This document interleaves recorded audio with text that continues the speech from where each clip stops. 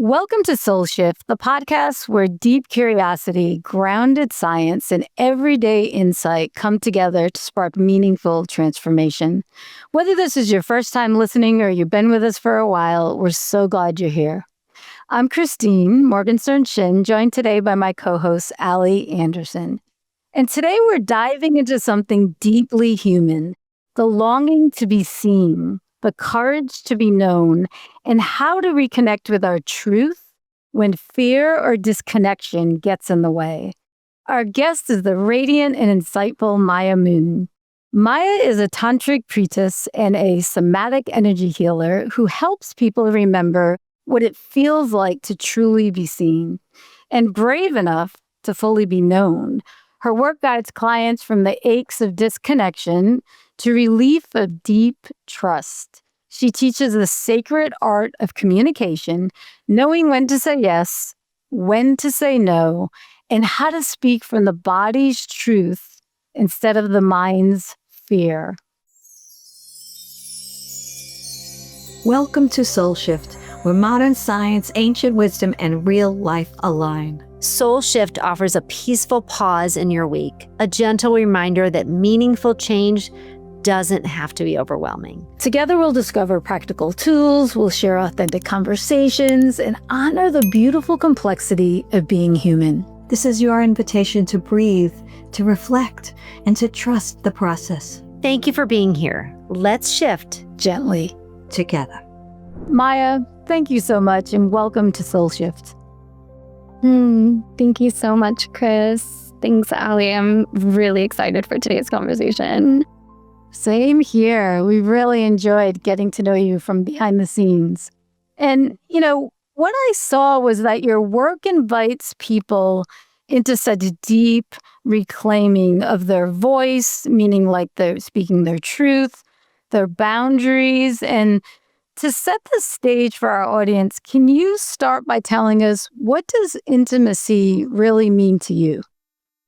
Just to preface, the English language is so definitive, and there's also our own relationship with how we project and receive information. So intimacy is going to mean really something different for everybody.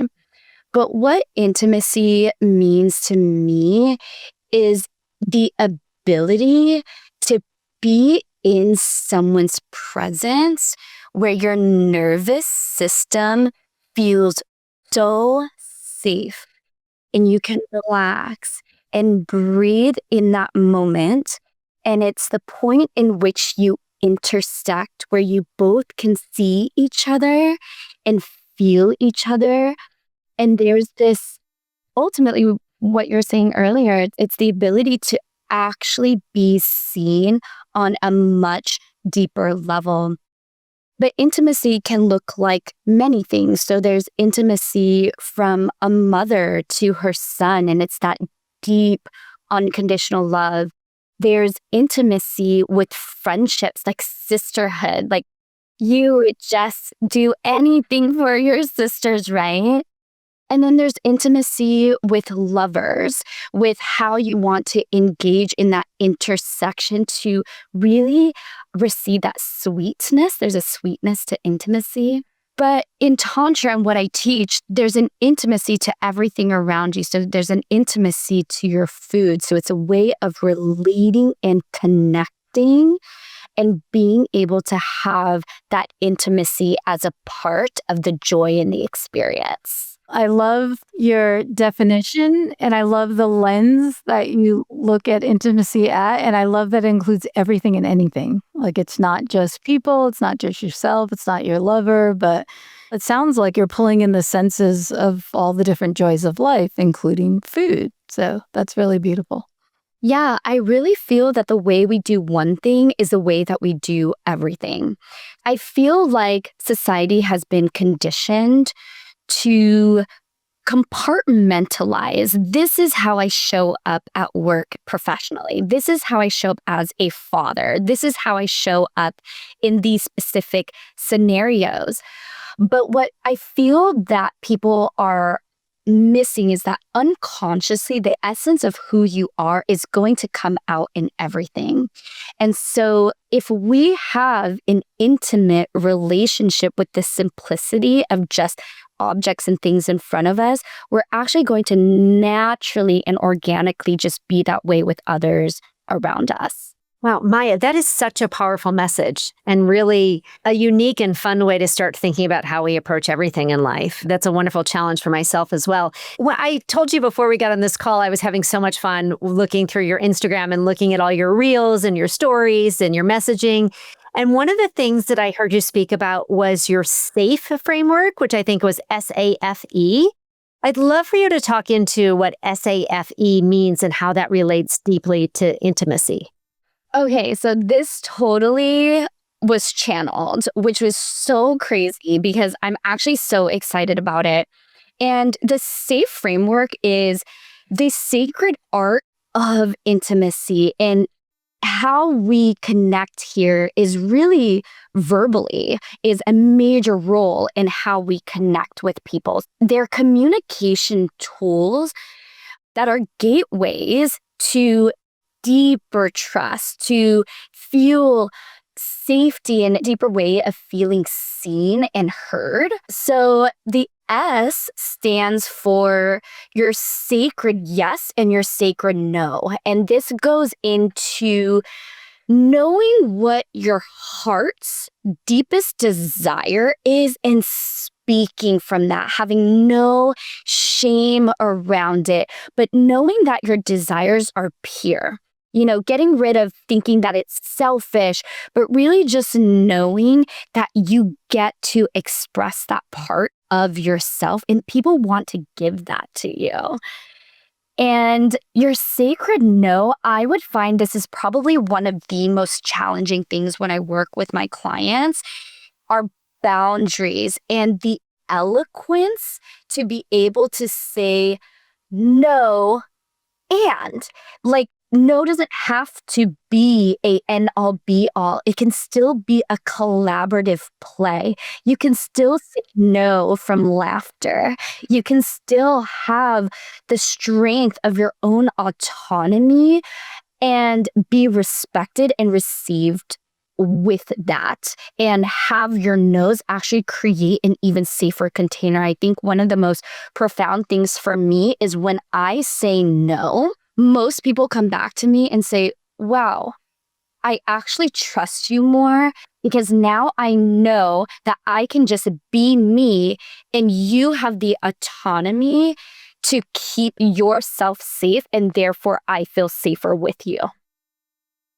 And A is for authenticity as the highest frequency. I think there are so many studies now around how authenticity is a higher vibration than even love itself. And it's because you're tapping into the true sense of who you are. And this is a space in which you're stripping the conditioned responses or ways in which you think you have to show up in certain spaces, the mask that I was talking about. And how are you showing up from the depths of who you want to be and enjoy that part of yourself, enjoy being seen in that. And F is for flow of reciprocity. And this is really, really important, specifically for women, because it's so easy to give. It's been such a challenge to learn how to receive and surrender. And so this is beyond just reciprocity of communicating, but it's really learning how to equally receive in the amount that you give. And it's not about a tit for tat and tallying, because I can give to you, but receive from the universe somewhere else. It's just that constant exchange of giving and receiving from different forms, but also the flow of reciprocity. I'm finding that when it comes to relating, so many people are dying to be seen. There's a scarcity of space. So in the flow of reciprocity, asking yourself, how much are you listening? And not just listening to what they're saying, but receiving what it is that they're saying and like fully listening to that. So that's also an element of it. I'm sharing really just like the high level because all of these clearly, they go a lot deeper. And then E stands for embodiment. It's the embodiment of communication, which means everything that I just shared. How are you sharing these parts of yourself from a space of a relaxed nervous system and you're already safe within yourself? And that these things that are coming out of you are actually coming from the heart, coming from the womb, coming from the root. And you're actually living these expressions and they're not just of the mind. That is so beautiful, and it touches so many points and really resonates. And I work with women who are my age, and we have all spent decades overriding our own needs, right? We're all mothers and we have jobs, and we very much put our own needs on the back burner. So I wanted to ask you, it can be challenging when we reach this point in our life to really understand the sacred no that you speak of, right? How do we say a sacred no without feeling guilty? And I wanted to ask you, how can we recognize the difference between a true no in our body and a sort of conditioned yes? And it's sort of a people pleasing, or we say yes out of fear, and instead we really want to embody a sacred no. What does that feel like in the body? Oh gosh. I mean, this is such a loaded question because first off, every single person is different. Every person receives their own wisdom in different ways. So some will receive pings like chills. Their womb will start, tickling, or like, when people say like, oh, I have a gut feeling, things like that. So in terms of using and working with the body to help you with answers, you get to learn how to intimately build that relationship with yourself to start learning that language. So that's the first thing. The second thing is you're talking about, well, how do I know what is an actual no? And then what is a conditioned yes, which is obligation for women is probably one of the most biggest challenges. It's like, oh, I'm obligated to show up for this thing, for my kids or like for my community or for my partner, whatever it is. And where is that obligation coming from? Really understanding when you are saying yes to something, asking yourself, why am I saying yes? Like really inquiring, because if you're saying yes and then you just continue on with your day without even thinking about why you're saying yes, then the chance of it being conditioned is pretty high. Then how do I even know it's a no? Another thing with communication is this society has created such an urgency. Like time is so scarce. And I love to say like your urgency is not my emergency. So if you ask me a question, I'm not going to respond right away if I don't have the clarity. So there have been times when I'm in full conversation with someone and I'll say, excuse me, I'm not getting a clear answer. Can you give me a moment? And I will literally sit there and I'll close my eyes and I'll tune in and I'll actually check in with myself, because conversations are so nuanced and they're so complex. Like humans are so complex. And sometimes it's not a clear yes or no.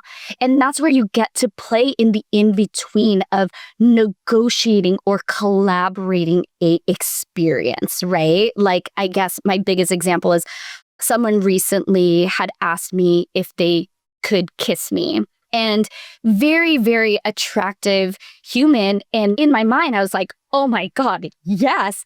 And I'm not in a position to do that because of where I am in my relationship. So if I would have said no, which was true, then that would have cut off the connection and I probably would have never, seen this person again. But what I chose to say was, I'm a yes, and it's a no right now because of where I am in my life. And I'm hoping that you and I can create the safety and the trust to that point. Do you feel the difference? I do. Oh yeah, I see your smile right now. That's how he responded. He was like, oh my God, I want to trust you more because now when we do kiss, I am safe as the masculine to show up for you and know that you want to be there. And two, like it created excitement and anticipation. And he's just like, oh, we're definitely going to stay connected. Right. And men love that. So in terms of the no, cleaning that up and summarizing that up is that when you take a moment to tune into yourself and get that clarity, even though there is time and patience that they are waiting for your answer, when the answer comes, it comes from confidence because you trust yourself. It comes from a certainty and a knowing, which all of this is going to emit to the person in front of you and continues to build trust and connection and transparency. And that's really how you create a foundation of like true intimacy. Mya, what I'm loving about this conversation and how you're sharing with us, I mean, this is through how I feel. Energetically, I can definitely feel you. And I can see that you're living your life through a very regulated nervous system lens. How you mentioned about another person's emergency isn't yours, isn't your urgency. I mean, that was gold right there. Like, if you take one thing home and just take that, I think women listening would be a heck of a lot more regulated, safe, confident, and just empowered, like feeling empowered. Like, who is someone else to push us along, right? So that really stuck with me. And I love that you're feeling everything. And it's almost the way I share it is like an experiential embodiment because each person experience is going to be completely different. All three of us here today could be outdoor concert and all have a different way of describing what the heck happened, right? And so I love how you're applying this to day-to-day life for people to understand more of what their true self is, to connect to that. Then you can connect to somebody else with a stronger and more pure, I think, communication. I'm loving it. And I wanted to ask, you mentioned about being your true self is that higher frequency than love. And, usually fear and ego is at the bottom. If we go up that emotional scale, love's on top. If you're looking at authenticity as higher than love, what does that actually mean in practice? Like, I understood what you said logically, but can you share with the audience, what does that feel like? And what is that if you're moving throughout your day? I'm just breathing this in because in the personal development, spiritual community, the word authenticity is thrown around so much. And the reality is that the depth in which you experience something, let's say a word, is the depth in which you access for yourself. So authenticity is a very deep experience on a mental and emotional and physical level. And to me, authenticity is the willingness to be fully seen in the totality of who you are.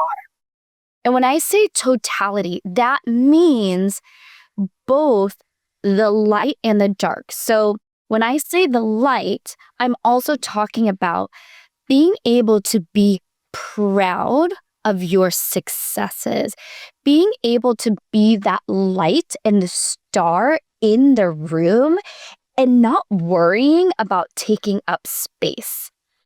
And in terms of the shadows, being okay that you are human and you're just not perfect. The ability to laugh at yourself because you are so dramatic, or you threw a tantrum, or that you just cried in the middle of a gathering for no apparent reason.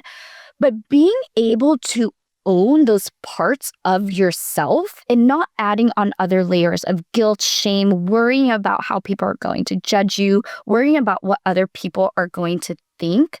And authenticity also includes recognizing what parts of you are responding from a conditioned response and what parts are actually true to you. So I had this conversation with someone the other day because I used to be a professional dancer and model.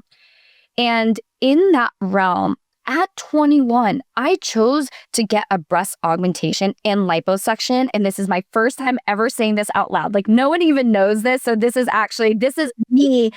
I'm glad you feel safe enough to share it. So continue. Yeah.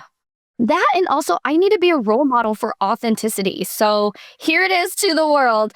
But the intention of sharing that is that I was 21 years old. I was tiny. I didn't need lipo. I was already perfect as I was. I didn't need a breast augmentation. But at will, I chose to do that because of the conditioned women around me, and that's what everyone else was doing. So was that actually authentic? No, because I never tuned in with myself, and I only did it because everyone else was. And that's what it actually means to have a conditioned response.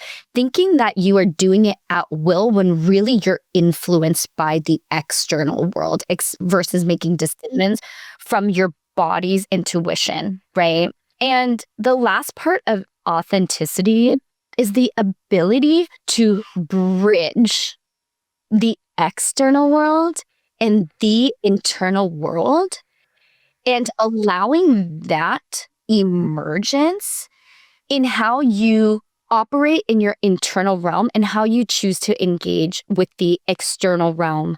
And in that is the truth of both, and being able to be in that power for yourself and being unshakable in that. Does that make sense? Absolutely. And I love that you continuously bringing our listeners back into the inner wisdom so they can get grounded and understand there's going to be all that external noise out there. Like you said, when you were 21, it was a beautiful example that you're saying, hey, let's reconnect, go inside, and then you can connect with others. And I feel like this is really relevant because so many people are either shut down or disconnected or feeling frozen, whether it's mentally, emotionally, physically, like in their lives. There's a lot of loneliness. It could be just because low self-worth, low self-love, maybe they didn't put themselves first. But I think for a lot of people, tell me if you agree, they've been performing for so long, they just don't even know what they want. Like they're just so stuck, So if someone's listening and they feel like they've lost their voice, what's one small practice they could start today to start coming home back to themselves? Is there anything you can share, whether it's a practice or an insight, what have you? Yeah. So, Chris, first off, like you asking me this question, it's making me so emotional because I literally just made a video of this on Instagram about how exhausting it is to perform because we always feel like we have to be on. Just imagine when you're exercising, right? Like it becomes stronger. If you've been performing your entire life, which I've been performing for the last 40 years, the stuckness is because you've exercised that muscle and that's literally all you know. And so if we're talking about someone who has been exercising this for decades, then the most simple exercise that I'm going to recommend is to fully get yourself into a fully relaxed state within the physical body. So the nervous system, as I've been talking about. So doing a full body scan, making sure that your jaw is unlocked, your shoulders are relaxed, release your belly, release your mula bandha, which is ultimately like the perineum, like really open that up because that's the portal to receiving wisdom from the root all the way up. And when you're in that state, simply asking yourself, dear body, what do you want to tell me right now? Once they ask, do they just sit and soak and just wait for an answer or? Wait. Sit and wait. Because if this is not a practice that you're used to, you're not going to hear anything right away. And if you don't hear anything, sit for just a couple minutes. If you have a full schedule, sit for a couple minutes. If you love to meditate, that is your question for meditation, and just sit for as long as you'd like. But if you do this every day, what's going to happen is you're going to start tuning into what your body and your soul needs. And when you connect to that, that is the space of authenticity. That is the space where you're going to get clarity from your sacred yes or your sacred no, and everything in this safe framework. Because what is missing, like the preface or like the prerequisite for this, is that children have never been taught, what do you want? They've literally been conditioned to think in how others are thinking. Like ultimately our schools are training kids to just work for someone else. Ultimately our kids are just given a template of like, do you want to be an astronaut, a lawyer, or a doctor? Kids are not asked like, what do you want and how can we cultivate that, right? So as we continue to get older, that is why specifically women, we're constantly supporting people outside of ourselves. And that's why we lose ourselves and we're not thinking about ourselves, is because we're never asking, what is it that I want? Not what I want for my community, not what I want for my family, not for what I want for my health, which can be an element, but like, what do I want and need in this moment to just be able to relax into my body, even just for 1 minute? And it can be very challenging. It's a breakthrough for some women to get to that point. So that's the foundation, is really building an intimate relationship with yourself and getting to know yourself and getting to know what your clear desires and intentions and what do you want your day to look like every day. And that is your map that is going to lead you into being able to express authenticity, expressing your yes and no. And that's how you don't feel guilty, is because you have a framework and you're clear. Like when you're coming from your truth, there is no fear. No one can argue truth. Okay, I love this because there's a question. Tell me if you resonate with this. If somebody's really frustrated or confused, of course, let's get in the body first so you can think clearly, but then ask, do I want to answer from a seat of either love or fear? I don't know. Say someone invited them to go do an event. They'll be the host of the event. But when they think about it, external accolade, that might be a great idea. But maybe when they sit with it, they might ask themselves, am I going to say yes out of love or out of fear? And that's what I'm hearing from you. You're guiding us in this way that's so beautiful that we only can show up as our authentic self. To me, the most fulfilling place to live.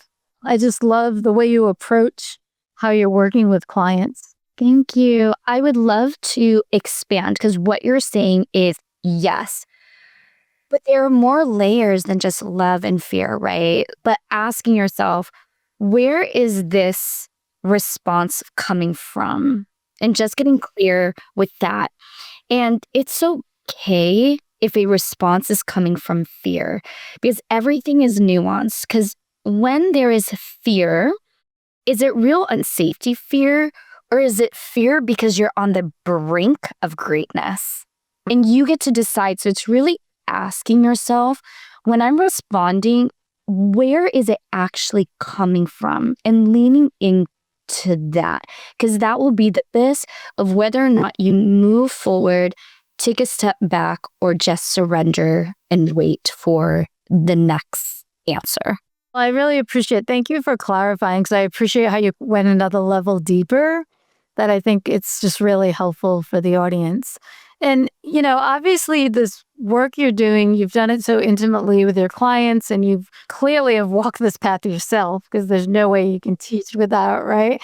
Can you share a moment, whether it's from your life or from your work, where speaking your truth changed like literally everything, even if it was, like you said, fearful, like even if it was terrifying? So this is actually really alive for me right now. So I have been in the realm of being of service to women in my community pretty much my entire life. And just working as a coach, that has been probably the last 10 years. Recently, I'm finally coming out as a Tantric priestess and somatic energy healer. And this is where speaking my truth has literally been one of the most profound experiences of my life. So what has held me back is that there are so many connotations around Tantra being connected to sexuality. And I was so afraid that people were going to think I was like the sex worker. And my family is super conservative. And I was just petrified that society was going to cast me as a disgrace. Oh my God. And then being a somatic energy healer, I mean, I've been in corporate forever and have been very successful. So it's in a very logical, practical mind of, you have a problem, this is a solution. This is my business. These are the tangible results that you're going to have. And being in this energetic space, I'm like, I don't know what the outcome is going to be, because the medicine is its own wisdom. You just have to trust that it's going to work. You're going to just have to trust that the karmic wounds are going to be cleaned, that your ancestral lineage is being repaired. And that's the space that I really need people to be in working with this, is the absolute trust. So I have literally been hiding this part of myself for the last 10 years. And I've been using other words like coach and, helping the divine feminine. But no, I am a tantric priestess and somatic energy healer. And the moment that I stepped into that and totally had my reveal, my community shifted. They have stepped up and have helped me more. The abundance is coming in. So the clients, the people, the mentors, it's as if the moment that I stepped into the absolute truth and was honest, all the fears that came up of people judging me, that wasn't there. Like, I'm not even getting any judgment. People are just like, I see you. Thank you for your purity. We've been waiting for this. And now, because I'm clear about who I am, people know how to show up for me. The collaborations have been so phenomenal. I'm working with some of the biggest leaders that I have so much respect for, because I know who I am. People know what to do with me. And that's been so profound. I loved how you introduced your new role. I really enjoyed how you shifted from corporate to this new and beautiful world, and you kind of muddled your way through the word coach and getting to where you are. And you're an inner goddess. Like, that's how I feel, and that you're attracting the clientele that sounds like very, centered to your work, and also attracting whoever else that you're collaborating with. It just seems like the alignment is absolutely can't be any better, right? And you remind me of someone who was like chasing things before, and forgive me if I'm incorrect. Now you're completely aligned, and you're definitely not grasping, you're just receiving now, it sounds like, which is just absolutely, absolutely incredible. Thank you so much for sharing that. And I think that leads to something really, really important to share with everybody, because I can sit here and share, this is where I am today. And you can feel the strength and the unshakableness. And it's like, well, how did I even get here? And I had mentioned that it's been the last 10 years. And what I can just share with everyone is stay focused on the practice, because me being here now, it organically came just on time. Because for the last 10 years, the universe needed to put me in the training of this mastery, the ability to refine. I am who I am because I have been in my practices as a devoted disciple of Tantra for the last 10 years. I've only worked with masters, and I do the work. I do the embodiment work. And so I'm sharing this because yes, you can speak your truth, you can be authentic. But what is the every single day habits that you're doing to get you to actually be the person that you want to be? And everything else is just going to organically emerge as it should. Thank you for sharing this because you just gave the biggest takeaway from the standpoint of it's practical, it's simple, but it's very, very, very powerful. Having that consistency of the embodiment in whatever your personal practice is by going inside. I mean, that's where you're going to feel a shift. This isn't a one-off. This isn't every once a week, once a month, right? And there's so much wisdom in this, you know? And I love how you turn everything back to the body, to the inner wisdom, and what I think is the truth, because that's where healing really begins. I feel like healing literally begins from within. You've been such a gift today. Your voice, your presence, your heart. Before we close, if you have any closing points you'd like to share with the audience, and then I want to transition into where they can find you because people need to know you're here and you're available for connecting. I want to shout from the rooftops. If I were to just share one more thing, there are a million things to share. And more of just continuing what you just shared about how I'm constantly bringing it back inward. I think this is probably the gift that I would like to offer today, because Ali asked this earlier about, how do you know if this is your no or if this is a conditioned response? And really that foundation is coming from, how can I show up for my community? How can I not be considered selfish? How can I contribute more and be of service? And the irony is that I'm always focusing inward, but in that focusing inward is overflowing to get me to that end goal, which is to be able to contribute to my community, to be able to have intimacy with those around me, to be able to be more of service. So I think this culture has really gotten it backwards. It's like, let's drain ourselves and overcompensate and only think about the external world. But then we get resentful and we burn out and then we're confused. And so it's a little backward, but if you focus on your internal world, you'll actually have more connection with your external world. I love that. It's like the beautiful butterfly effect. Like, because you're so secure of who you are and confident and it's natural that people can feel that. We hear it, but we can also feel it. You can co-regulate. You can connect with others more natural, aligned, energetic level. And that's love. Like, that's beautiful.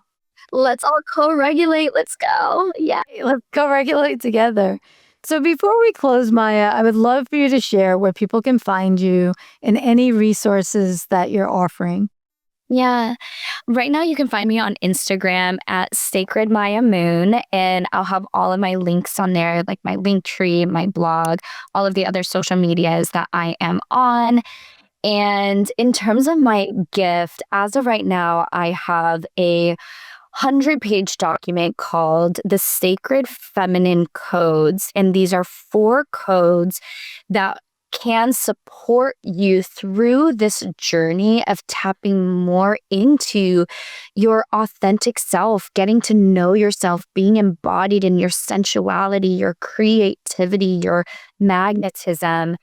And so I poured my heart into this. When it comes to freebies, like, I'm just so over getting the one-pagers. Like, just know that I literally poured myself into this months to create this as an offering to my community. And I just really hope that you enjoy it. That's amazing. I mean, anyone can put together a one-pager. I can feel the outpouring of love, and I might download it myself. My gosh, 100 pages. You've got a book in the works, my friend. Yes, calling in a agent as we speak. I have 3 books in, so it just started. Congratulations. Well, thank you again, Maya. And to our listeners, if today's episode touched you, we'd love for you to share it with us. Share it with someone you care about. Leave us a review. Just let you know what landed for you, because there were so many pearls in this conversation. We'll see you next time for another heart-opening conversation here at SoulShift, where we explore the power of healing from the inside out. Until then, be gentle with yourself and stay curious. Keep listening to your truth. Bye, guys. Hi. Thank you for sharing this sacred time today. We hope something in this conversation touched your heart and offered nourishment for your soul's journey. Remember, transformation is most effortless when it happens one tender shift at a time. Until next week, we invite you to carry one insight from today into your life. Not as a task. Think of it as a superpower to yourself. If something resonated, we'd love to hear from you. If you're joining us on YouTube, feel free to leave us a comment below. Your words ripple outward, offering connection and comfort to others walking this path beside you. If SoulShift feels like home, please subscribe and consider leaving us a review. Your support will help us reach more hearts that need to hear they're not alone. We're holding you in love, so know you're not alone. Your journey matters. May your heart be filled, and may your path be filled with grace.